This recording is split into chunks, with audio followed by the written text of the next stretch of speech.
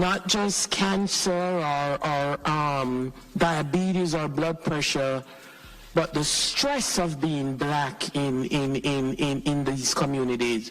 The color of your skin, even without having a particular health outcome, being burdensome within itself. Is it stressful being black? In particular, is it stressful being a black man?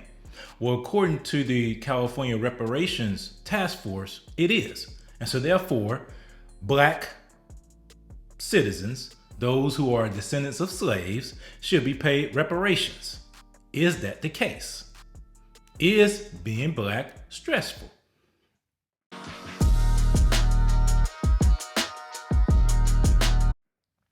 Welcome back to the Biblical Conservative channel, where we come against the anti-God, anti-human, anti-American, anti-Christian, anti-biblical spirit that's looking to prevail in this land. So recently I came across a video where they're going to resume the task force in California, specifically in the city of Oakland, talking about reparations for descendants of slaves. Back at work in Oakland, the members are meeting about how to make financial restitution to black Californians affected by the legacy of slavery. That includes the government seizure of property, the devaluation of black-owned businesses, housing discrimination, homelessness, mass incarceration, and over-policing, as well as health impacts. Not just cancer or diabetes or blood pressure, but the stress of being black in these communities. The color of your skin, even without having a particular health outcome, being burdensome within itself. Now, one woman from Oakland described how her family was displaced when Interstate 980 was built. We were given nothing in order for us to move on. We were forced into East Oakland, which was the only place we were able to live. We weren't allowed in other communities. And the group is also debating how to calculate the amount of money that should be paid and who would be eligible to get the money. Several more meetings are expected before final decisions are made. On the surface, you may think that reparations, the whole argument around reparations is reprehensible. That how can you prove that this person was a descendant of slaves? There's been so much intermingling throughout the generations, and it's hard to distill it down. And that actually, in my opinion, targeting reparations based upon whether or not someone is a descendant of slaves is similar to the one-drop rule that the segregationists and the racists and the KKK and those that were in power down in the Jim Crow South induced slavery utilized to determine whether or not a person had quote unquote Negro blood in them. And if they had one drop of Negro blood in them, then they were considered black. But the point that was made during one of the sessions is it stressful being black? That because you're black, you're gonna have high blood pressure. Because you're black, you're gonna have diabetes. Because you're black, you're gonna be naturally second class to people that are not black because of all the stresses that you have to endure while being black. That is kind of a loaded question. And I say loaded because in the black community, there are stressors, just like there are stressors in any community.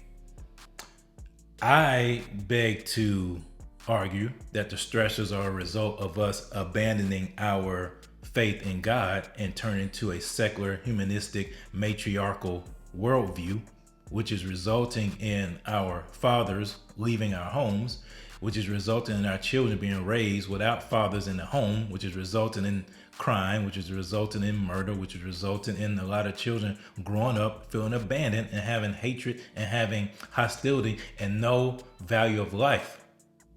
That's what I believe is causing the stress. But I do think that when people talk about reparations, I think they have their ire pointed in the wrong direction. It's not necessarily slavery, because California really wasn't a slave state. California was included as part of the United States after slavery, a little bit after slavery, a little bit before slavery. So California necessarily wasn't a slave state. there was a lot of freedom. There was freedom in California. So I wouldn't ask for reparations as a result of slavery. In all honesty, I would say that the problems that the black people face wasn't because of slavery. It's because of mismanagement. It's because of progressive policies that were implemented by the Democratic Party and also by some Republican counterparts who turned a blind eye to some of the inequalities that were in existence because of how when people moved out to California and they were looking for riches, looking for gold, and not everybody found gold, so they ended up living in slums and ended up having nothing to their name. And so naturally that progression led to people not having the same benefits as those who found gold and those who did other things. So I think it's more so a class issue. And my argument is, why do you want to depend upon the government anyway? Because if they give you this money, you know what most people are going to do? They're going to squander it. They're going to go spend it on cars. They're going to spend it on Mercedes. They're going to spend it on clothes. They're going to spend it on Gucci. They're going to spend it on things like that. And they're not going to utilize it to necessarily build up the younger generations, to bring people up, to build up equity in a community. They're just going to squander it. What needs to be done is all these high regulations, all the taxes need to be removed. There needs to be a tax sanctuary, if you will. I will argue for a tax sanctuary and not reparations. I would say, get rid of all these taxes for the communities of color, for the communities that are downtrodden, and bring in opportunity. Like when President Trump and Tim Scott wanted to bring in opportunity zones. That's what I would do. I would tell the government, get out of my way. Let's give us opportunities to be entrepreneurs. Let's give us opportunities to build up our businesses. Don't tamp down small businesses, elevate small businesses. Reparations is not the way to go because you don't want the government giving you money. We've seen what has happened when the government promised to give black people money after slavery. You've seen what has happened. It did not come to fruition. So why do you want to depend upon the government right now to give you reparations when it's not going to benefit you at all? I argue for a tax sanctuary. I argue for the government to get out of our way. So is it stressful being black? There are stressors for all human beings because we're in a fallen state in this fallen world. And there are stressors upon every person. There's nothing new under the sun. Every person has to endure the same stresses.